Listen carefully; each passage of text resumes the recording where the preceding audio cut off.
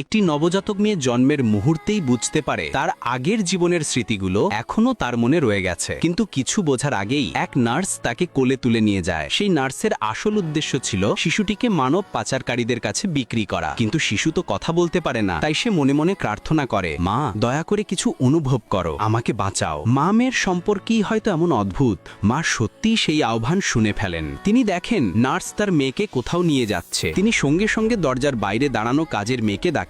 তদন্তে জানা যায় ওই নার্স আসল নয়, একজন ছদ্মবেশী প্রতারক। যেই মুহূর্তে সেই ভুয়া নার্স ধরা পড়ে, মা স্বস্তির নিঃশ্বাস ফেলেন। কিন্তু হঠাৎই তিনি টের পান তিনি নিজের মেয়ের মনের কথা শুনতে পাচ্ছেন। মেয়ে মনি ভেতর জানায়, মা বাবা আমাদের সঙ্গে বিশ্বাসঘাতকতা করেছে, সে এখন নিচে বসে আছে তার প্রথম প্রেমিকার সন্তানের জন্মের অপেক্ষায়। এই কথা শুনে মায়ের হৃদয় ভেঙে যায়। তবুও মেয়ের জন্য তিনি নিজের কষ্ট গোপন করেন এবং প্রতিজ্ঞা করেন সঠিক সময় তিনি প্রতিশোধ নেবেন। যখন স্বামী বাড়ি ফিরে আসে, সে ভান করে যেন খুব চিন্তিত। সে নবজাতককে কোলে নেয়, কিন্তু শিশুটি ইচ্ছে করেই তার গায়ে প্রস্রাব করে দেয়। পুরুষটি ঘৃণায় ফেটে পড়ে এবং রেগে গিয়ে সোজা তার প্রথম প্রেমিকার বাড়ি চলে যায়। সেখানে সে নিজের অবৈধ সন্তানকে দেখে উল্লসিত হয়। সে এমনকি ভাবে দুই শিশুকে অদল বদল করে দেবে, কিন্তু সে জানে না তার স্ত্রী ইতিমধ্যেই পরিকল্পনা করেছে মেয়ের 1 মাস পূর্তির অনুষ্ঠানে সে তার স্বামীর আসল মুখ উন্মোচন করবে। দাওয়াতের দিনে পুরুষটি মেয়েকে এমন এক উপহার দেয় যা আসলে ছিল তার অবৈধ সন্তানের জন্য, কিন্তু শিশুটি সেই উপহার প্রত্যাখ্যান করে দেয়। এক ধনী পরিবারের মেয়ে তা দেখে হাসাহাসি শুরু করে।